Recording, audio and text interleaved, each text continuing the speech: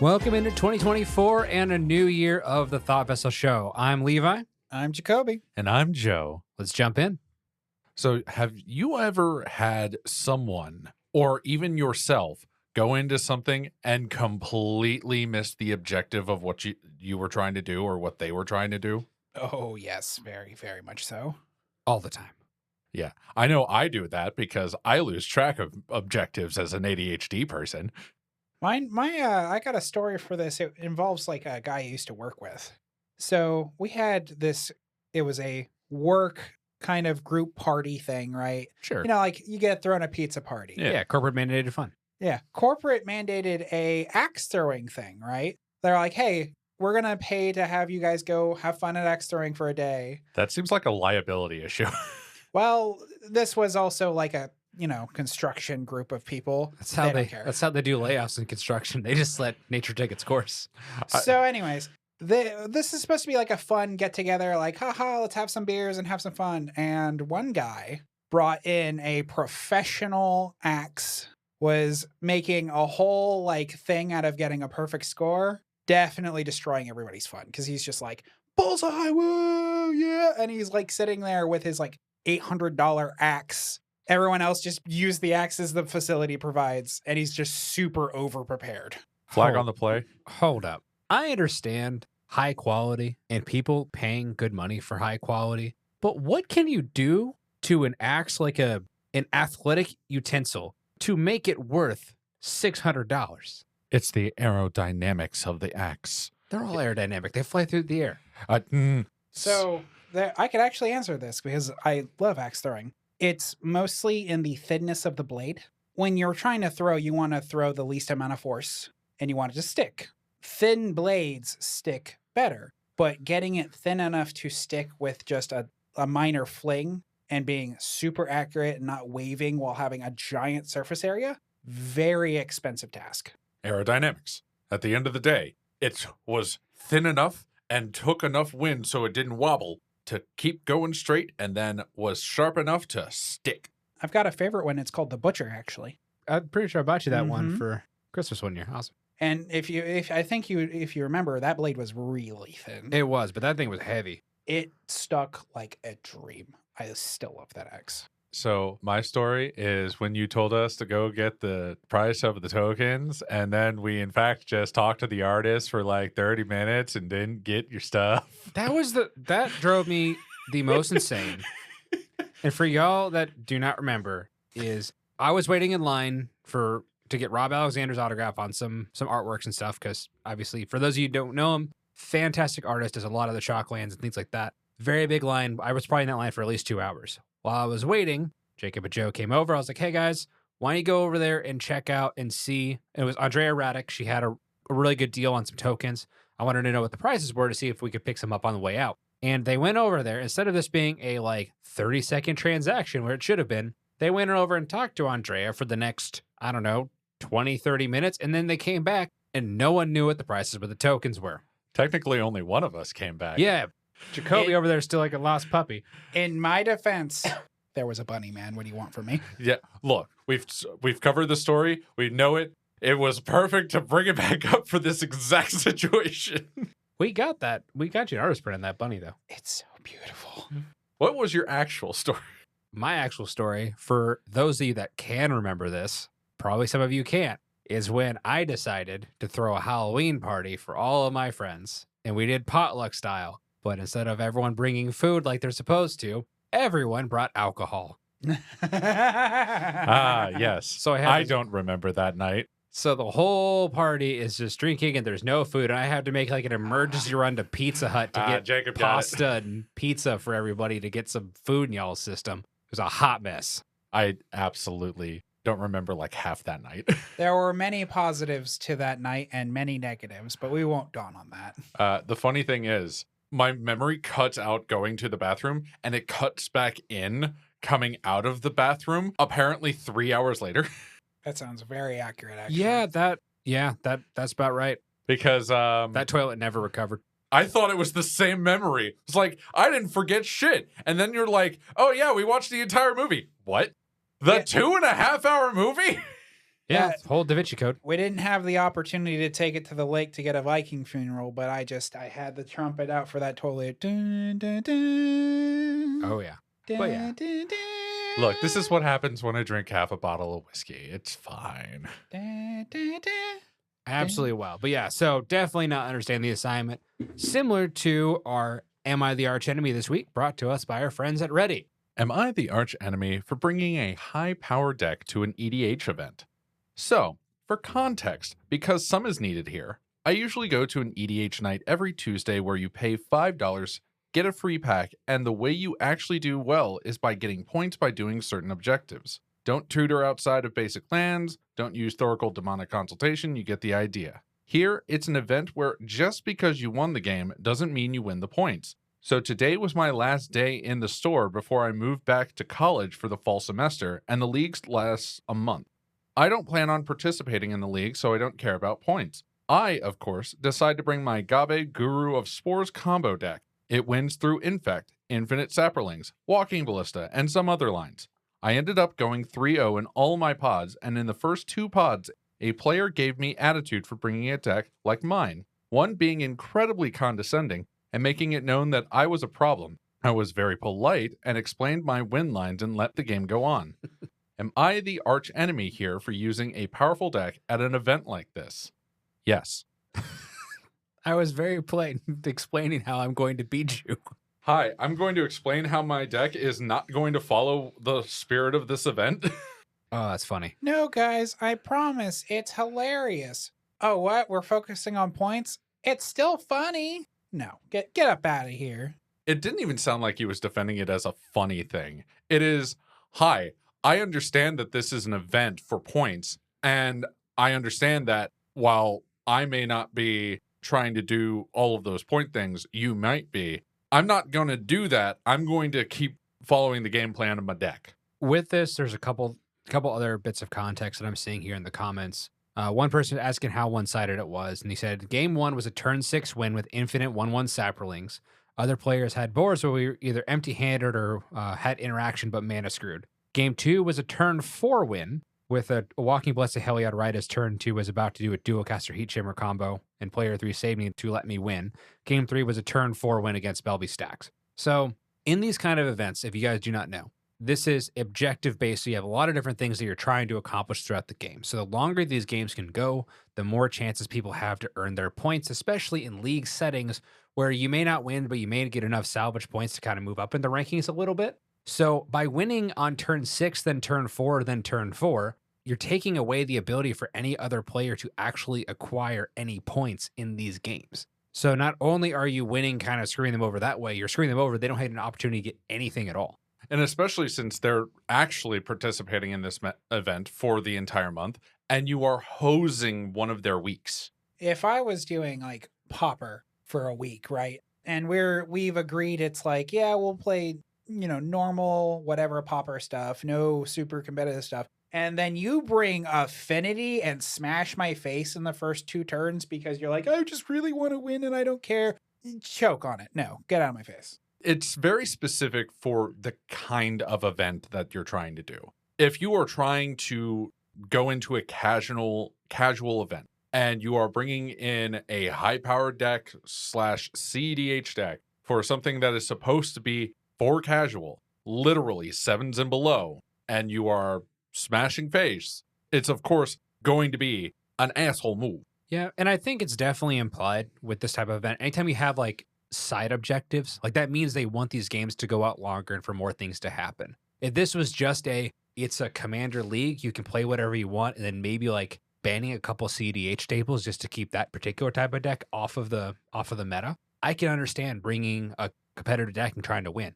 But this is obviously set up to be a casual type of event where the experience is more important than the end result. And also, you have a pack anyways. Like there's not a whole lot for you on the line here, especially if you're not in the league setting. So there's no like financial gain. If they were putting like a time twister on like as the trope for this league, that's on you. Then guess what? People are bringing CDH decks and trying to finagle how to do the things. Most of these kinds of league events that do kind of the bingo of side objectives usually put in a heavy disincentive to try to combo everyone out and be the last player standing after killing all 3 of them at the same time. Like, don't get me wrong. If we roll up to any competition, league, whatever, and the objective is acquire the dub, do you? Play your combo, whatever. Yeah. If I sit here and I read like, oh yeah, acquire first blood, have the most cards in your hand for X amount of turns, do some insert any other nonsense here, get your nonsense out of my face. One of the most interesting ones that I've seen is try to have each color of permanent on your field and trying to do like less colors in your deck to try and get to there. I do like that. And with this as well, I think we can universally say this guy's the arch enemy, right? Like we're not. No, like There is no contest. Okay, we're not he debating. is Cool. not being sportsmanlike. Even if he is being polite, he is not. You can be polite and be unsportsman. Yeah. You can, there's a difference between nice and polite. You can be polite and still be a complete jerk. It's the Canadian way. My question to you guys is, because I've seen it both ways. Do you like the bingo checklist where it's like you're doing this as an individual, or the table as a collective is trying to do the objectives? I could see it either way, in my opinion. I have no strong for or against. I'm always down for team incentive personally, but for something like a bingo, it's a little harder because if you do group activities, it means you have to give the group points, and a league is really hard to just everyone's going to have roughly the same amount of points if a lot of them are group based, and then it makes it really hard to justify like doing some objectives because you don't want to give people points. I can see where you're going with that. The group objective is definitely more difficult if you get into a pod where somebody's just like, well, I just don't play that way, so you don't ever get that. And also, like, if we're, and it brings like bad foreplay, in my opinion, because if we get into a group setting, you and I are tied, but I know this group objective will give you points, I'm going to do everything in my power to make the table not do it, and it's going to just agitate people. Oh boy, that foreplay. You heard me. Levi's over here trying to get me to not do it. Don't do you it. can't stop me. This is my bread and butter. Now butter my bread. But with that said, I do, changing back to the topic slightly, is I really like any kind of team objectives. Like Magic is a very isolated type of game where I really like two-headed giant or any kind of like collaborative, like working as a team. I love that aspect. I love co-op games. I think something about like a group victory just makes it a little bit better. I definitely love that. And I hope there's some way down the line to have like more like a co-op version of Magic, like some kind of format that actually is like effective. Wizards, please, if you're listening at all, hear me out. More partner with team stuff. Team comp stuff fun. Battle Bond 2, I would love that. Yeah, it's just one of those things that keeps coming into it. I will say one of the main things that they were talking about for the next Ravnica set was the collaborative mystery being played in the game between all 4 players. So I'm very excited about that then. I think that's going to be really good. I'll be curious to see if they come out with a like a supplemental board game that's similar to Clue.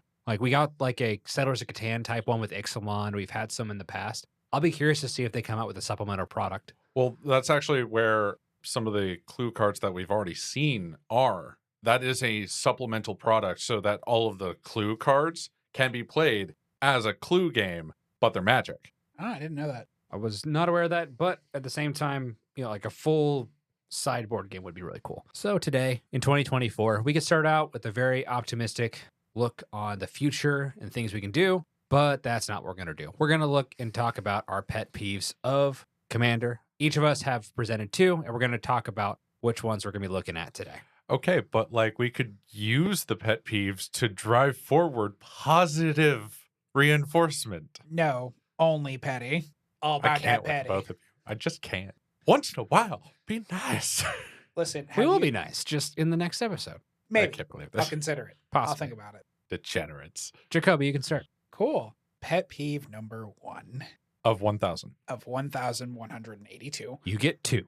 Never enough. Anyways, pet peeve number 1 is arrogance unbeknownst. Meaning when someone is sitting there and they're pitching a fit and just going absolutely ballistic about a specific card, like everyone dumping on, let's say, like doubling season in a deck that has no walkers or that has like very limited structure, and you elaborate like, sure, I understand you, but hear me out. Or even better than that, a card like Winding Constrictor. It's like very small incremental value and like okay, not big deal. And then someone just going and they're like yelling at you about the fact that you're clearly going to be the target and blah blah blah blah blah, and just getting super high on their own like know-how that they think they have. It sounds like they're high on the Dunning-Kruger effect. Like, so I had a guy, he's like, I knew you were going to blah, blah, blah, blah. And he was getting super, super arrogant and aggravated with me. I'm like, all right, you know what? Fine. And I just ruined his entire chance to play the game. Like, I exiled every single permanent he had within every file. I made sure he had maybe 3 lands. I was super fed up with this garbage. And it took everything I had, but I don't mess with it. I can't do it. Despite Hammer's real. Yeah, like, dang. Exiles everything but 3 lands. He did this. He was having this arrogant attitude with me for like 30 minutes. It wasn't just like 2 or 3 comments. This was over the course of the majority of the game. I was so fed up. You know, at that point, I would just be like, good day, pick up my stuff and leave. Because rather than being petty, I'm just going to tell you, I don't want to play with you. You seem like you're just an asshole. And just leave. I did cease to play with him after that game because he got up and left. The petty train was real. We were sending a message. I mean, I get it. I definitely do. Sometimes you just got to settle stuff while you're on the board. But I think, yeah, at some point you just got to understand you only have a certain number of minutes and a certain number of games on this planet that you're going to be able to play. And you got to get as most enjoyment out of those as you can. Sometimes people make good decisions. Other times it's just terrible attitudes. All right. So, Joe, what's your first one? My first one. Very simple. Hard focusing without cause or without good cause. Basically, I'm going to look at you sideways, and even if you're not doing anything scary, you're my target. Or they just make assumptions and like, oh, I just know that card and it's screwed me over in certain situations. But then you let Johnny Storm over here keep going. Oh, the dead horse effect. I think with this as well, like I'm going to play a little devil's advocate here because I know this kind of goes in the same philosophy of why do my friends keep only attacking me even though I win a lot? Where like at what point is it that not necessarily they're attacking you for no reason, but they're attacking you because they know you're a good player and they need to get their licks in early to kind of keep you down? Well, my main thought process behind this pet peeve was actually my experience in Vegas, where the person who is just learning control doesn't know what I'm doing and is controlling me and nobody else's. That's where my thought process was. It was that I'm going to, because I don't know what you're doing, hard focus you, even though I know what they're doing and doing nothing about it. I feel like it's the difference between showing up to your local LGS and playing with Kevin, whose decks we are very familiar with. And it's like, okay, I know to do this to you now. You don't have much, but these are the things that are very, very likely. Yeah. Versus going on to something like the Command Zone and you hard focus Jimmy Wong out of the game for shits and giggles, or just because you think a certain way. Like it's a very different kind of vibe at that point. I guess that's fair. Yeah, and that's where my pet peeve comes in, because it just makes feel bads at that point. It makes you feel like you were not allowed to participate in the game where everybody else was. It makes you feel like what you were doing was inconsequential, and it doesn't feel like a fun time. I think that's very fair. With that, when we're, talking about these things, like it's, obviously with Kevin and I, we know each other's decks, we know each other's competitiveness. Normally when we play, it's a 1v1 and then one of us dies and then we try to take out the other two. It's usually how it ends up going, just because we both like to play more competitive things. Yes, and that's hard focusing with cause. So I think that there is some justifiable reasons that I think the fear of not knowing can be a valid one, because I think no one wants to get got. No one wants to be, oh, I had an ability to remove this thing, but I didn't know what was going on, so I got blown out. That no one wants to do that. I understand. It definitely sucks. I think that there's two sides of the coin. There is no without cause, but I think the fear of the unknown for a Magic player is a very, very real thing. I think part of that particular strain of thought really is played by our power level conversation, where it's like, this is an Urza, and he says it's a 7, but it's an Urza. the unknown don't let me think that. Things like situations like that might play into it too. Well, my first one is kind of a common one I think everyone has at the table where I think there is a matter of manners that needs to occur. So with my cards in my sets, like I am an autographed fiend. Like I love to get cards signed, whether it's by the actual artists themselves, by content creators I enjoy. I take a lot of time to make sure I can get a lot of cards that I really enjoy signed and increases the value of my deck in some capacity just by having that by default. Or decreases depending on who's looking at it. I think there's enough of a market where it increases at this point. A lot of people are getting onto that train with the autographs. With that being said, if I play something and you don't necessarily know what it is, just reaching over the table and grabbing my cards and looking at them without asking me to like what it is or just turn it around for me, that is a major pet peeve for me. Like, do not touch my cards without my permission. Yeah. You can at least ask me what to do, and I will happily turn around for you. I might hand you the card so you can read it. But like, you don't know how much expensive these are. I don't know where your hands have been. I don't know if you're gonna spill a drinks or anything like that. I do not know. So just don't touch my stuff. In the same strain, they could also be not even just picking it up. They could just be like hard smack, hard smack. Yeah, the Oh, hard smacks oh. for sure. I hate, on the same vein, nails. People poking with their finger and they have just long enough nail that the nail's the only thing that touches your card and you see the indent on the sleeve Yeah. and you have to question if it's on the card itself. Oh no. Yeah. I've lost some sleeves to that. I've never lost a card though. I have a card, my Thrasios from my favorite deck has a very slight nail poke on it. And I am so livid and I want to find who it is. Back on the livid. Jacoby, you're on the clock again here. Alrighty, so Give us 247. 247? Yep. Yeah. Complaint number 247. Okay, complaint number 247. No, I want 245. 47 to 45, pick your poison. 46 is about the middle. 69. We're going to go 246. So, complaint 246. That's not nice. Complaint 246 is when people refuse to acknowledge that you need time to register their actions. So, the guy who's like, okay, I'm going to do turn 1, Swamp, Soul Ring, Mana Crypt, this, and you're like, whoa, slow down. Powering through. I got that. I'm going to roll back the Soul Ring, tithe, please. But they're like, oh, but I already like blah, blah, blah, blah. And they're just, or like the silent just slip, flip. And you just look and suddenly there's 7 things and they didn't say a single word. Like that unconscious refusal to acknowledge that we're all playing this game. This is not just you. Not saying what you were doing is, I believe, a little bit worse than I'm just going to rush through this. Because at least rushing through this, you could have, even with like audio processing issues, like you could be like catching back up. You did this, you did that, blah, blah, blah. Okay. I would like you to roll back some of that, and I would like to interject here. Also, I mean, with that as well, if you only have like one counterspell in hand, like you may need a moment there like, do I want to respond to this or do I want to keep this up? Like, how bad is this going to be for me? And recently I've been picking up a bit more control and whatnot. Person familiarity makes it a little harder because people know that I don't tend to play counterspells, but I've picked up a couple decks that do. But they're so used to me never countering their spells that they just continue through their actions like, wait, hold up, stop. Spell number 1, please. This deck has counterspells. This is one of the only times I'm telling you cease. As an aside, is your hand okay? You hit that thing real hard. It's already broken. Yes, we don't need it more broken. Yeah, that hurt, but I'll be fine. Well, I actually think that CDH helps a lot with this because if you're in that kind of competitive setting, they are going to force you or you are not going to play with them.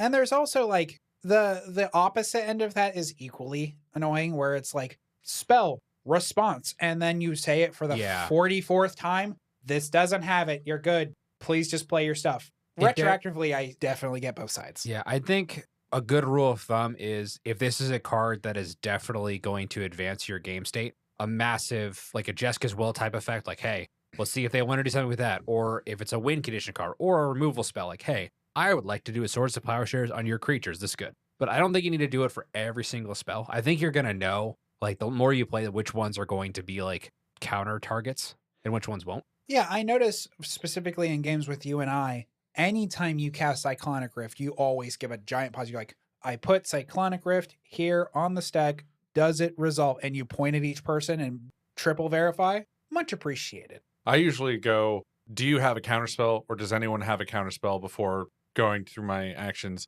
And it's either going to be yes, like an affirmative, or go ahead and try to resolve to see if I do or not. And that's when I just go, we ball, and try to cast the spell and then wait for a response. I would probably do the latter just because I don't want to like have you pump for information necessarily. I want you to put the spell in the stack and then maybe I have a response for it. Or I'm going to have a counter spell, but I might like swords one of your combo pieces or something.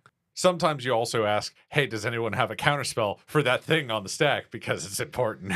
And I have a note that continues on this, but it adds to a different pet peeve, so I'll wait. Well, in that case, Joe, number 2. In all things game-wise, I always want to make sure that everyone is having fun. Not just myself, but everyone. So one of my biggest pet peeves is when you're making your unfun time other players' problems. Okay. Can you go into that in a little more detail?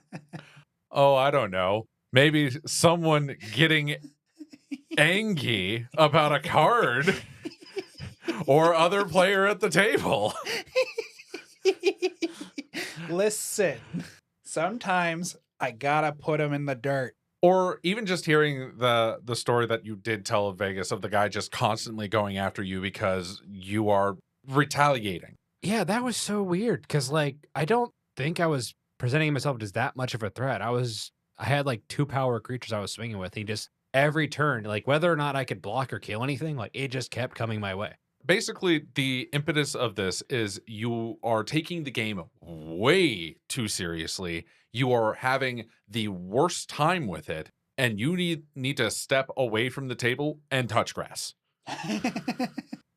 Like, you need to get out of the game at this point because you are not having fun and you are making it other people's problems. So, short version, do not be the guy who has Armageddon in their deck only for the sole purpose of, this game's boring me. I Armageddon and scoop. Don't be that guy. Or I may or may not have done that before. Don't be that guy. It was granted, like I had to go. So I was like, and his friends already knew. I was like, all right, fine. I'm going to put an Armageddon next to something. That's fun.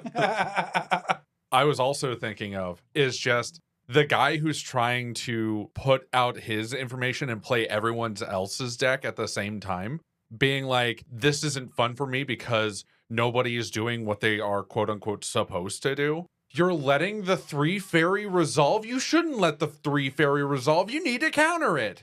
I dislike that attitude, but I also love reasoning with that person because I want to be like, okay, cool. How do you know I don't have things to deal with it in a way that isn't a counterspell? I just wanted to affect you first. Like things that are just like, they're like, there's no good answer they can retort back with because I'm just saying it's going to affect you and not me. Haha, I don't care. The end of the day is you are making the game unfun for everyone at this point in time. You need to step away and do something else because you are not bringing joy to a game. As I, for my New Year's resolution, build a land destruction deck. That was for a different purpose and you know it.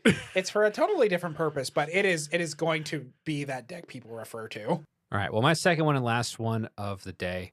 So this is going to deal with kind of a unique situation in which I think at some point we as commander players will reflect our opinion of the board state onto every other players where we all think we're on the same page with things.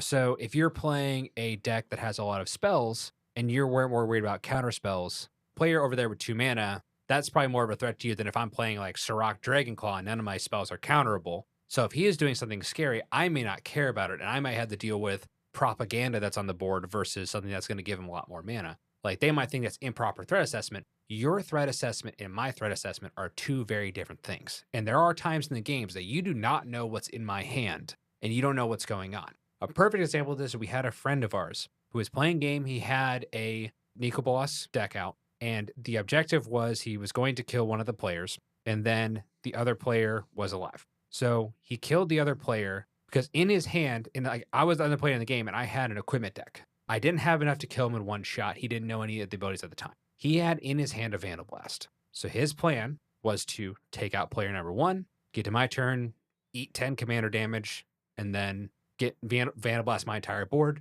At that point, I'm way too far behind to do anything. He's going to win by default. So that's what he goes through. What he doesn't realize is I have a card that lets you play equipment instant speed. So I go into swing. I get him for 21 commander damage instead of 10. So I end up winning that game. A lot of people were criticizing his plays, but they didn't realize what he had in his hand. They had no idea that he had the ability to beat me dead to rights. He just didn't realize that I had an additional answer that he wasn't aware of. So there's a lot of hidden information in Commander that gets used, and sometimes people have differences of opinions of what is the threat they have to deal with at the table. And sometimes people overcalculate the player threat rather than the card threat. Like targeting Levi because he's the better player, regardless of the fact that it's an equipment deck, and then losing to a Bolas in the reverse kind of scenario where it's like, Levi's the scarier player, and he might have like 1 or 2 Bolases, but I don't think he knows what he's doing. So I'm just going to kill Levi first and then deal with this because I can't. Like the overassessment of either the cards or the players.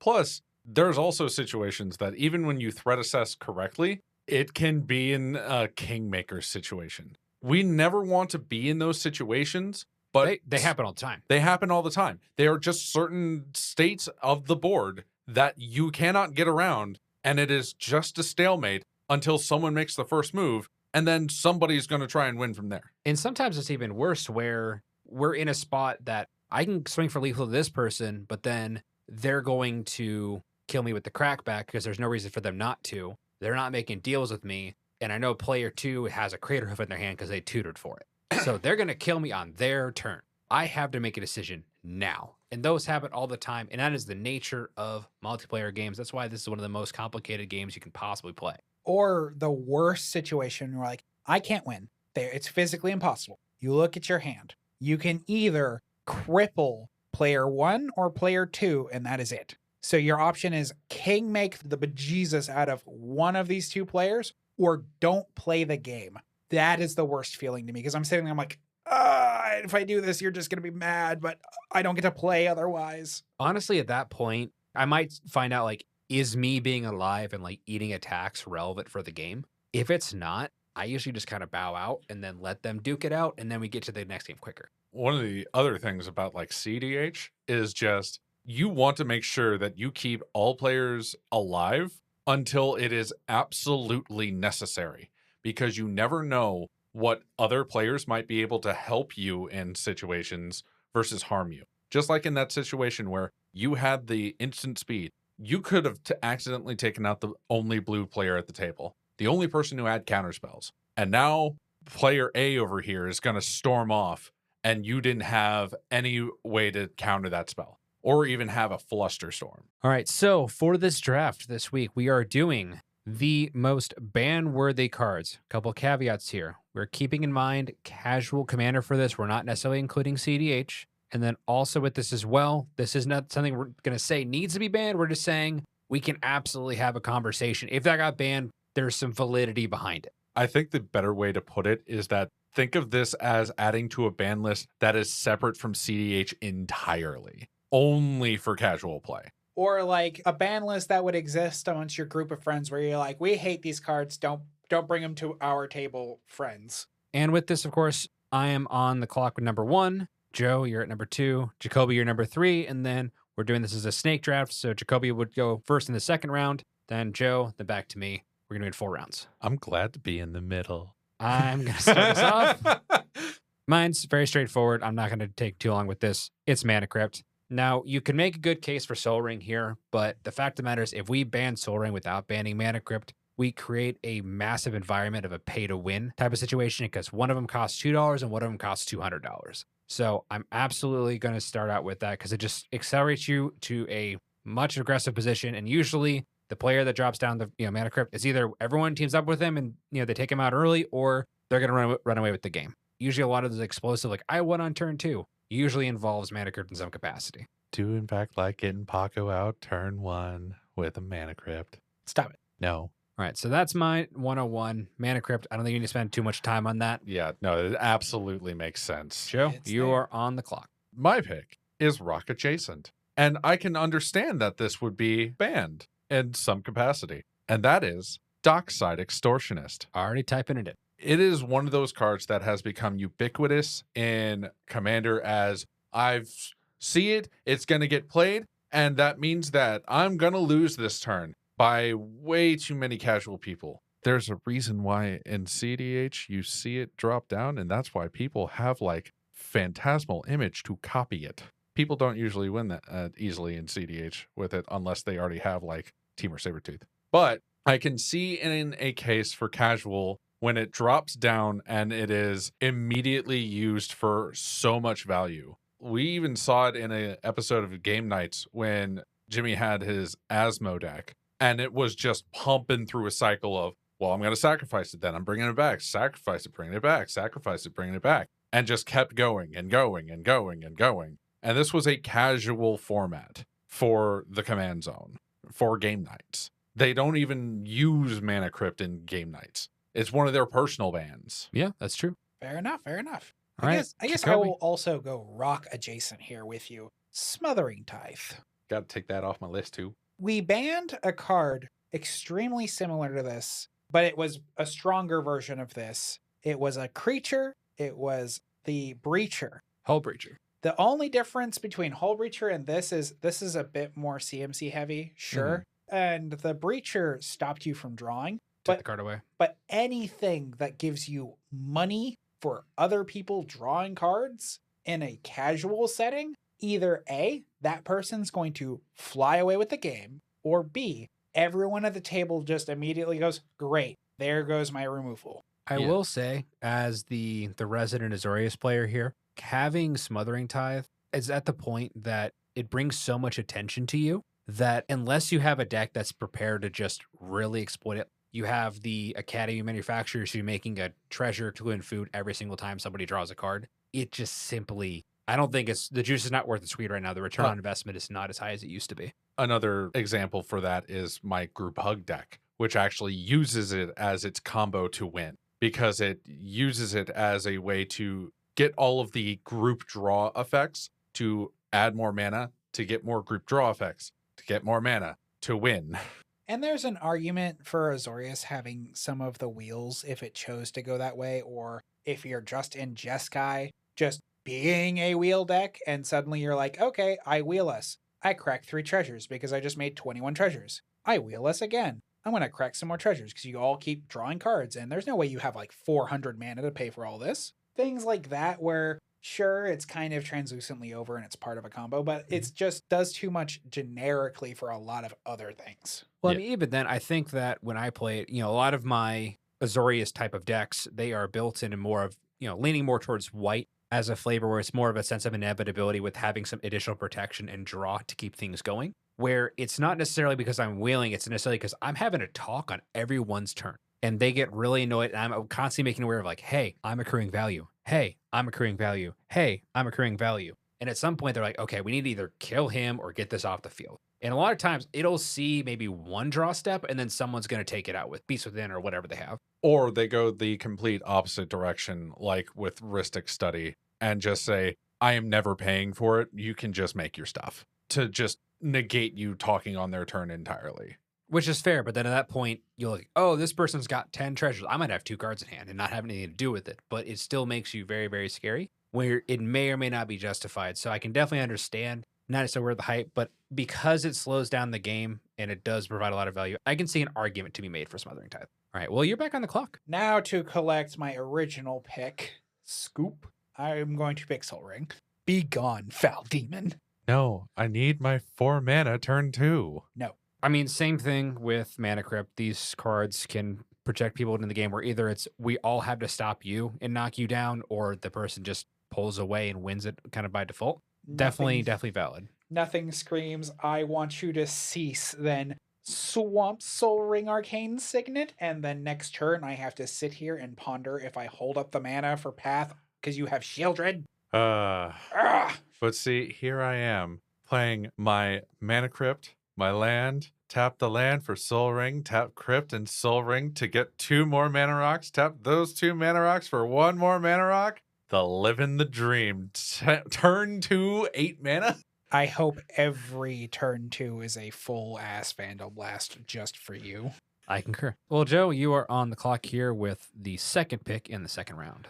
My next pick It actually has a similar card that's already on the ban list, but this one, notably not. My next pick is Gaia's Cradle. Gonna take that off my list. Yes. If we're taking off Tolarian Academy because it accrues too much value with artifacts, we should do the same for Gaia's Cradle. Testify.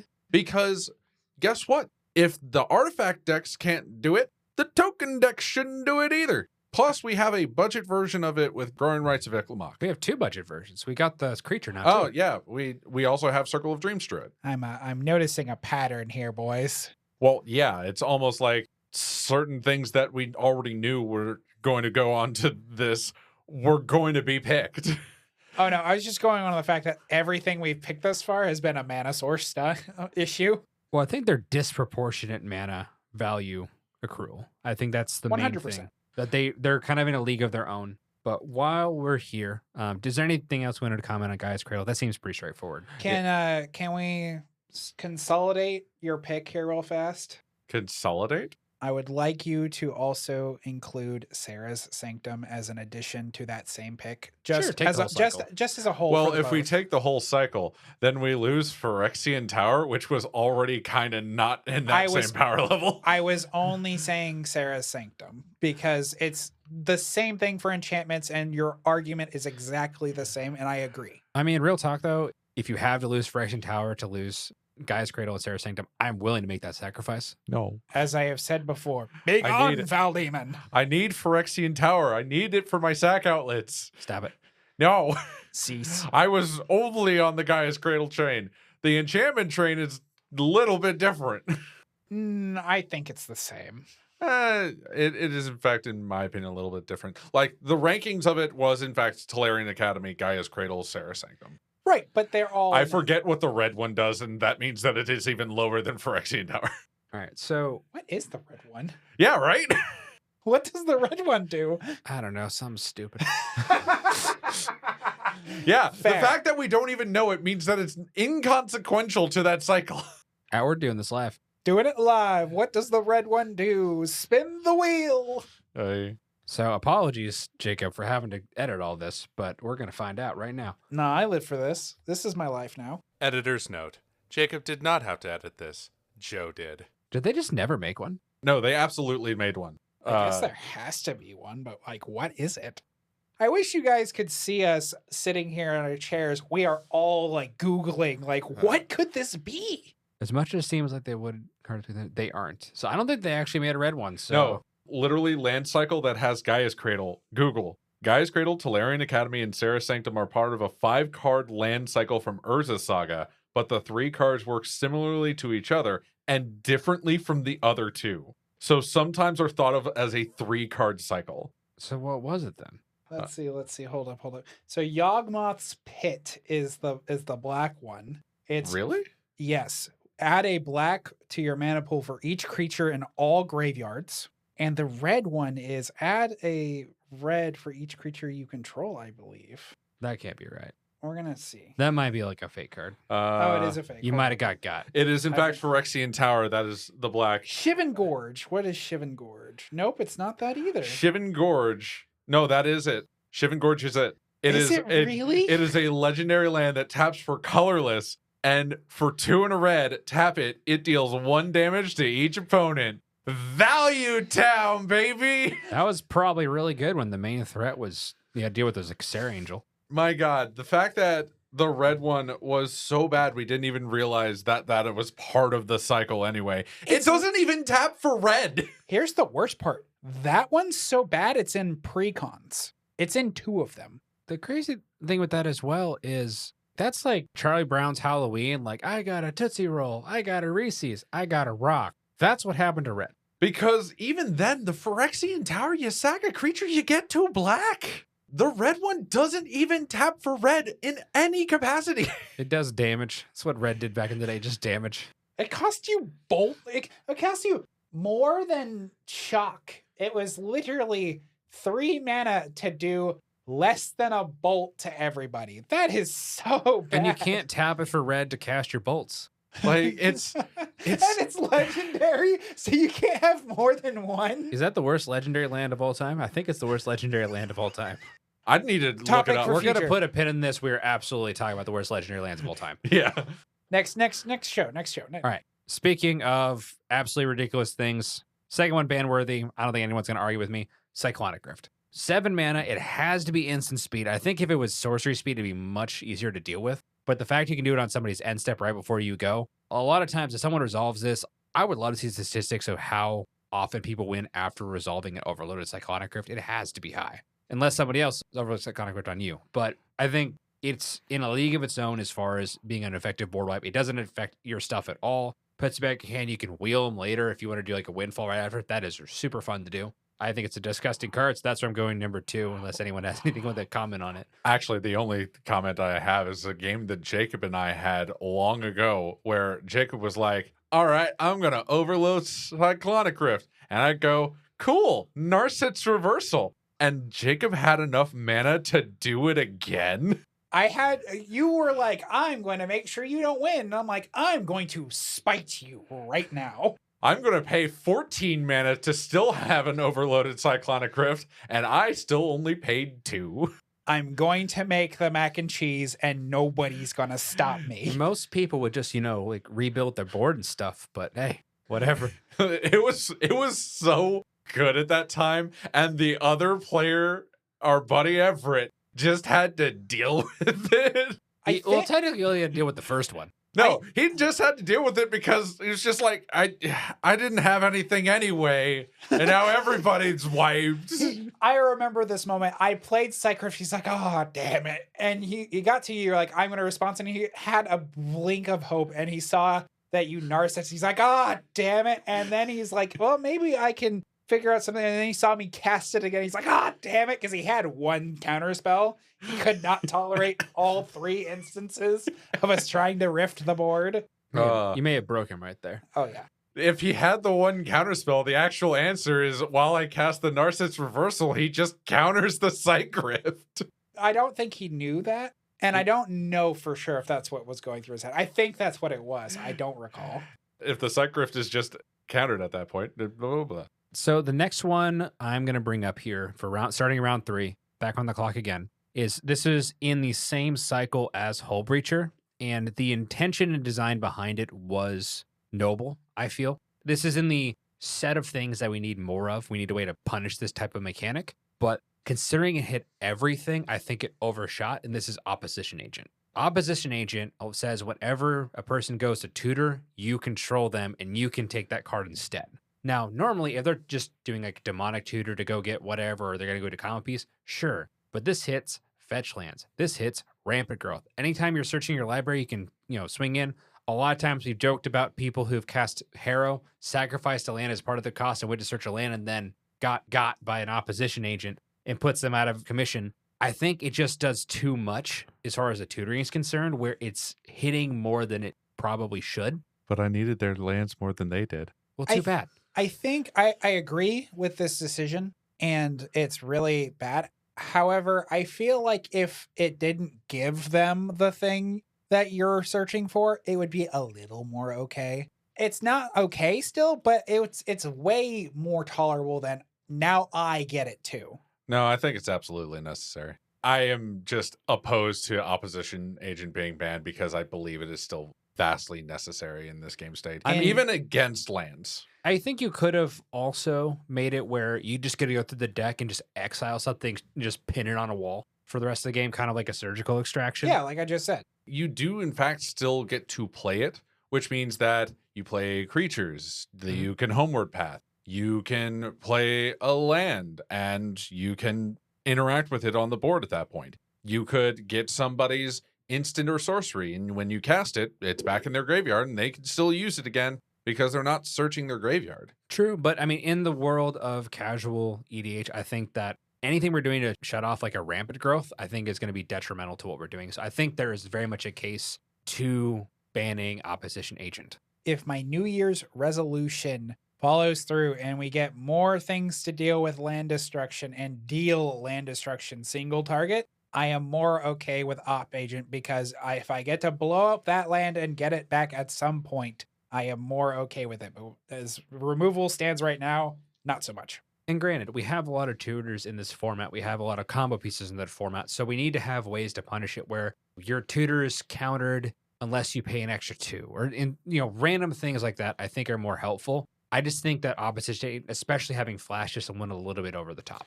Actually, now that I think about it, in my opinion, I'm okay with it if we had more people doing things like Stranglehold in addition to Op Agent. Because Op Agent's the go-to I always see, but I never see Stranglehold. One, because Stranglehold is 4 mana, not 3. It's not flash. It does nothing else. Yeah, it Which really is- doesn't do anything else. My main argument for Op Agent also just not going on, if it was anything other than a creature, I would be on your side with this.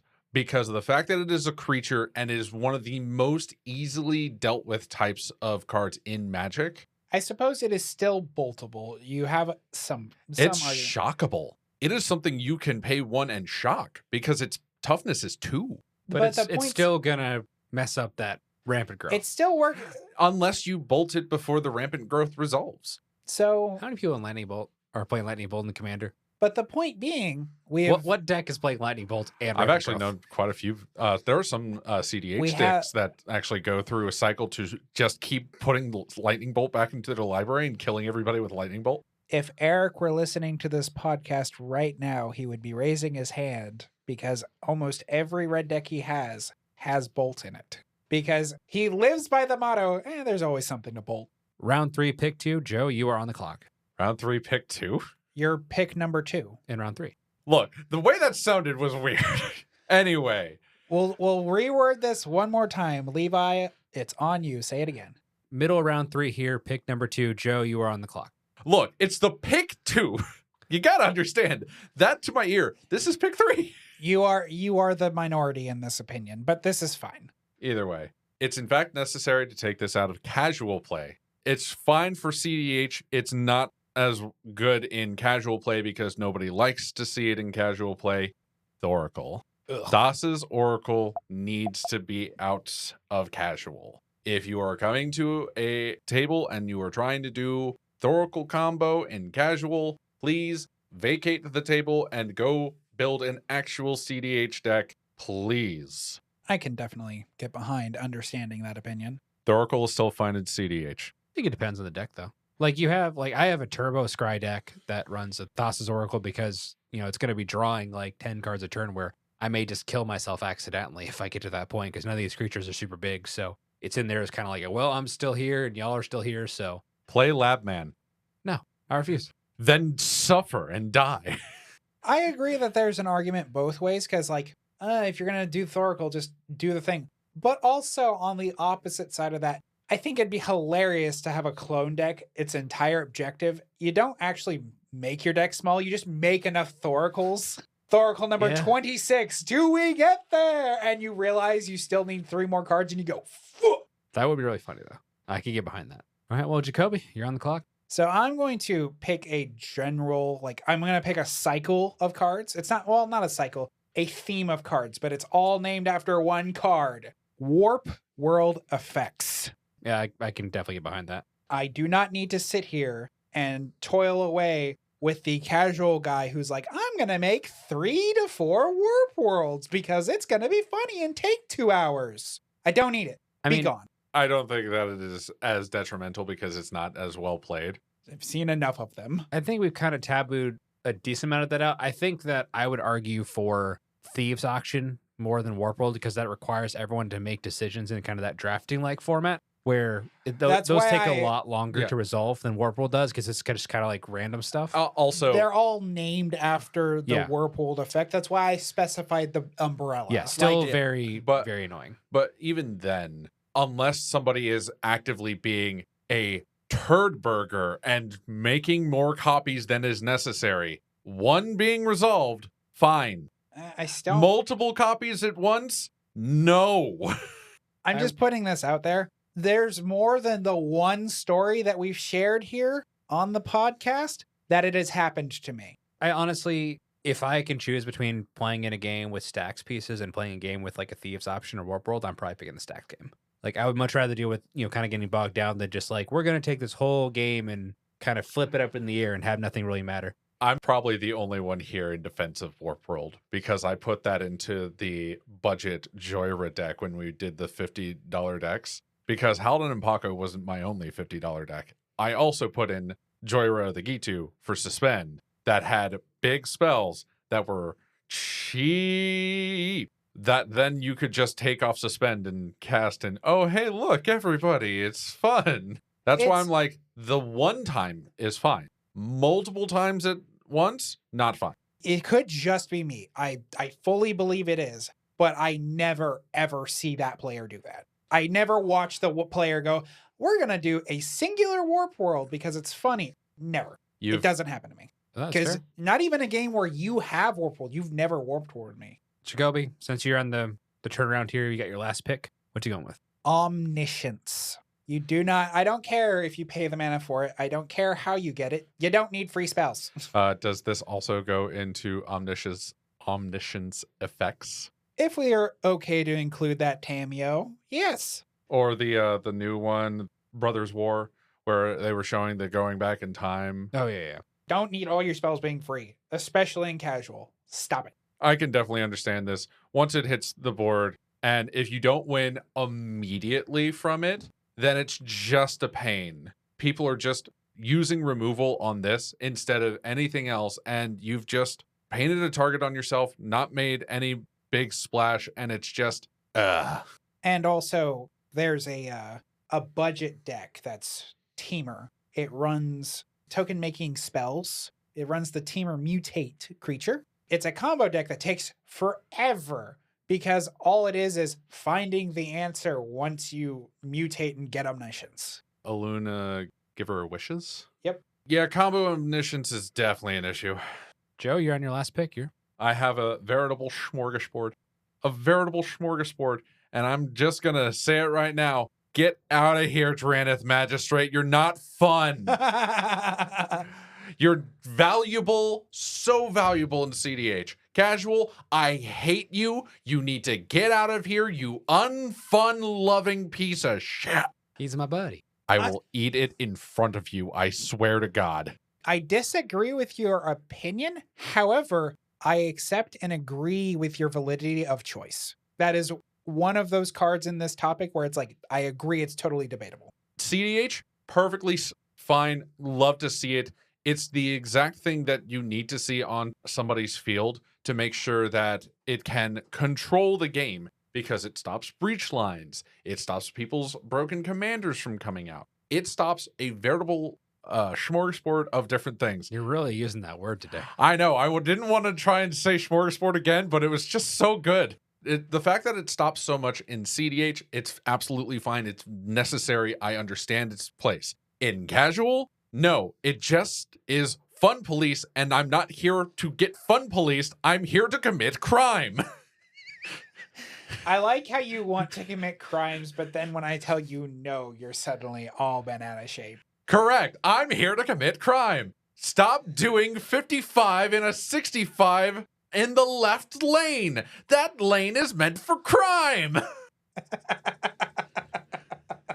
Last pick here in the draft. A lot of different options I can go with. I think I'm just going to keep with the simple one. It's a card that it gets used for the positives, but the negatives are too great, I think, to actually ignore because everyone seems to just want to use it for the positives, but they realize there's also repercussions to this. This is Vorinclex. Ah, yes. Vorinclex back in after being on the naughty list. You know what's really funny? I swore up and down you were going to say Elish Norn. See, Elish Norn, I look at that as almost like a board wipe for tokens and then also building up your army at the same time. Vorinclex is so much worse. But I think I see so much Elish Norn over Vorinclex, though. Yes, because that's how much of a detriment Vorinclex is. and then with that as well, I think, you know, the jerk card for jerks, as they say, like, unless you have a like Swords of Plowshares to deal with it, let's just say I want to get rid of the Beast Within. One, if it resolves, great. If not, we're all in trouble. But I have to commit 3 of my lands that are going to stay tapped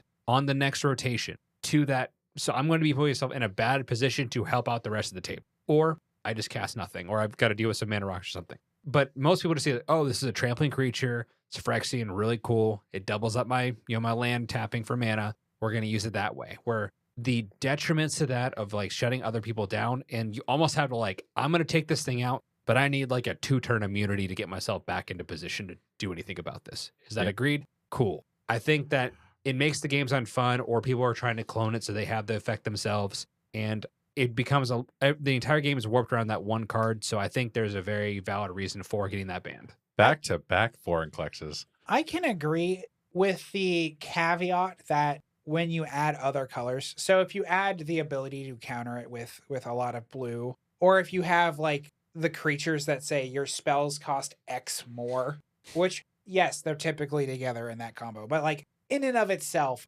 I'm wavy personally. I But mean, like honestly, if in my Joda deck, I could put it in there as an 8-drop, have it cascade into something, and then any kind of opposition I'm going against is going to just get shut down. What's actually really tickles me, as this being your last pick, is how similar our last draft was of cards on the naughty list is to cards that we think are ban worthy. be gone, foul demons. I think there's some differences. I think we had a lot of, kind of a lot more stacks effects on this than we did with this. This is a lot more just things that I think either warp the game too much in their direction, or they're just simply unfun. It's different only because the cards on the naughty list are cards that we just hate. Whereas cards that need to be banned is a different thing entirely. We've in fact said some cards that we love and said we don't think it should be banned. I didn't. I hate all these cards. I do like a lot of these cards in this list. If Wizards came out and said we're banning all of these, maybe there's a couple that I would question a little bit, but honestly, most of these are very, very logical. Well, it wouldn't be Wizards banning it. It'd be the rules committee. But yes, the rules committee. It'd be one of those that'd be like, yeah, I get it. And some of them would be like, why this over Dockside? Or like, why this over like Thork? Like, if they pick and chose. And I think at this point, like the rules committee is doing a good job of like, okay, if something's really good in CDH, like, is this trickling down to the casual pods? Yeah. Where we're not seeing a ton of Docksides. Even then, one of the biggest things that even the rules committee is that, are we seeing enough of it causing an issue to warrant a ban? Because there were multiple commanders that people said, we need this banned, or even just the Soul Ring debate, despite Mana Crypt still existing, of just, hey, this probably should be banned. Turgid was one of the prominent ones people said needed to be banned because it was an unfun card for unfun jerks. I mean, it definitely is. The win rate on it isn't as high as it probably, I think a lot of people were expecting. But if you're going and like trying to build like 5 or 6 power level Turgid deck and you bring that to a game, I can see that absolutely being a miserable time for all parties involved. See, and I think the biggest thing is if you see Turgid as the commander, you know what to expect. I put Turgid in the same kind of strain that I put Opposition Agent. I put them equal bars, in my opinion. The only difference is I see it in the command zone. I feel the exact same about both of those because in my mind, it's relatively the same. Plus, in a casual setting, people are going to be a whole lot more picky on, I want to play against this or not. All right, well, that is all the time we have for this week. Of course, I had Mana Crypt, Cyclonic Rift, Opposition Agent, and Vorniclex. Joe, you had Dockside Extortionist, Gaia Cradle, Sarah Sanctum, Thassa's Oracle, and Dranath Magistrate. Sarah Sanctum was Jacob's pick. It wasn't mine. Jacoby had Smothering Tides, Soul Ring, the Sarah Sanctum Assist. Are you happy now? There you go. Warp World, and Omniscience Effects. So that is all the time we have today. Any closing thoughts? Go have fun. Don't ruin other people's fun. Touch grass. Also, honorable mention Ristic Study. Do you pay the one? I'll consider it next time. All right, well, that's all the time we have today. So thank you for tuning in to the Thought Vessel Show. I've been Levi. Joe. Jacoby. Have a good one. Take care. Bye.